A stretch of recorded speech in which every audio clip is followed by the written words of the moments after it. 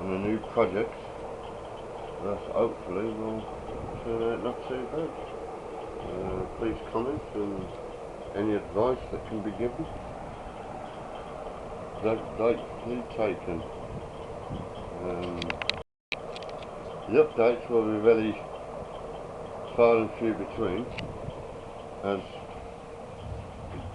I'm building this in my house out in Florida, and that's 3 or 4 times a year.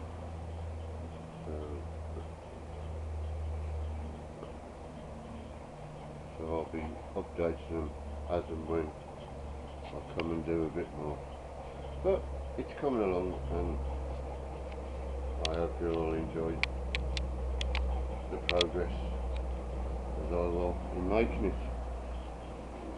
Well, see you all for now, YouTubers, and the update will be next October/November time, I should think.